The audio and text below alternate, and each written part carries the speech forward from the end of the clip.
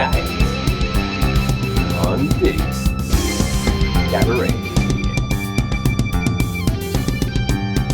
We're going to talk about villains. Anybody want to talk about their villains? Time.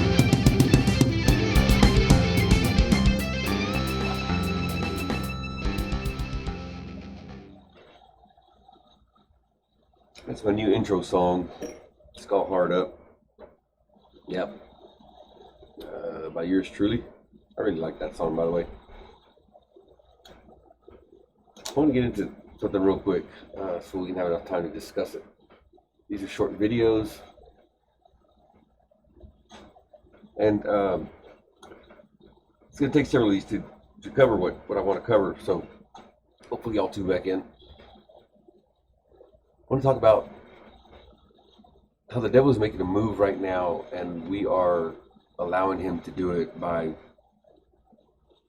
promoting and living in false realities. If you listen to anything Jordan Peterson says, anything that comes across out of his podcast or whatever, wherever you listen to it, is this on? Okay, yeah, you're on. Wherever you listen to it, he always talks about how he's scared that we are living in a time where we will allow totalitarianism to come in and take over our lives. And the reason for that is done by the guy who wrote the book, the Gulag Archipelago, whatever that's called. And this guy lived through this, and he detailed some stuff while he was going through. He noticed some stuff, because while you're going through major life traumas and you document it, you can really get into the finer points of it that you won't remember later. So if you document it right now, like I'm trying to do with my research on the criminal code, you tend to capture a lot of the nuances, and then as you go back later, you can really hone in on what you meant. So what this guy did was he documented this stuff, and what he came up with was that, or what Jordan Peterson extracted from the book, this one and a few others that he read about totalitarianism growing up, was that the individual on an individual level allowed this to happen. Each individual chose individually that they were going to allow themselves to exist in a reality that wasn't theirs, that didn't belong to them, that it just wasn't real. To me, listening to people say things like, "Oh, you're my brother. I love you like a brother. Your family, we love you like family. We'll treat you like family, and you'll always be family." That's a bunch of crap. Really? So what if I talk to your mom or your dad like your little sister did over here about, 30 minutes ago? Cuss them out. Would I still be invited to eat bread with you tonight? Or what if I punch your sister in the face like your little brother did just a little while ago? Would I still be welcomed at your home? No, I wouldn't. Why? Because those extreme circumstances and examples are reserved for family only. It's why they say don't ever get in between two brothers, when they're in a fight. You don't want to do that, because those are places that only family can go. Now, family is a very, very special word that's bound by blood, that's bound by lineage, that is sacred to God and to you, and it should be kept sacred.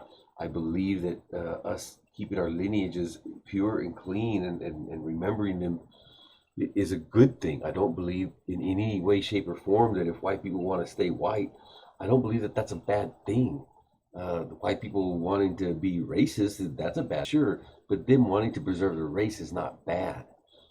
Black people preserve their race very well. it's not a bad thing. Hispanics, we need to do a better job at preserving our race, especially Mexican. I'm Mexican. I'm not Honduran. I'm not Ecuadorian. I'm not El Salvadorian. I'm neither of those things. They are of Latino descent. I get that, but they're not Mexican. That means that they are not my lineage. That doesn't mean that I don't love them like human beings. No, it's just they're not Mexican. So I want Mexicans to preserve their race. Is that racist? I don't think so. I don't think that that's what I'm promoting. I'm not promoting hate. I'm promoting preservation for the future. And that's if I'm promoting that. I'm just making an example. So when you tell someone, "Hey, man, you're our family," just be very, very careful when you do that. Don't allow them to step away and think that they can come back and beat the shit out of your dad. And you're still gonna like them. Another thing that that does this is when we do things like, or when we say things that are untrue, like all my children have 4 paws. I have the 2 best dogs in the world, and I've never thought of them as my children. I call him Monster Son all the time, but it's not because he's my son. It's because I lack a son in my life, and anytime I'm talking to him, it's like I'm trying to reach my son and to tell him, "Hey, man, we're cool. You need to come back to the table and talk." But I've never considered my dog my son. I've never considered them to be my kids. They're dogs.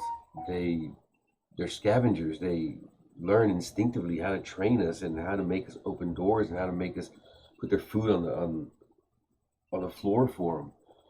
They have a very, very luxurious life, and it's because they've learned to mimic certain things that we as human personify and make ourselves think that they have these human qualities, and they don't. They absolutely do not. I understand that dogs don't have a soul, but I still hope that God allows Lily in heaven. You know, that it doesn't make sense for the dogs to have souls like humans. It just doesn't make sense. Those are false realities. We need to really, really be specific in our conversations. I had an ex-girlfriend of mine got mad at me because I was too literal. Too literal. The fuck do you become too literal? You mean I'm too real? I'll take that. I'm not too literal, because you can only get literal. You can't get no stoner. So that things like that just don't. I don't understand things like that. I don't think that Jesus was ever the class clown. I can't see a situation where he'd have his feet kicked up joking about whatever it is he was joking about the Last Supper. The only time he ever really, really smiled was when he was around children, and that's because of the innocence and the power that children hold. And that's why that's why he and God hold children so special and so dear. That's why they're so protected, and that's why pedophiles are going to go to hell, straight to hell, and they deserve to do that and burn and die. More videos coming. Y'all tune in. This is real quick, but I just want to let you know what this is about. This is the first one, and God bless y'all. Have a good Tuesday. Bye-bye.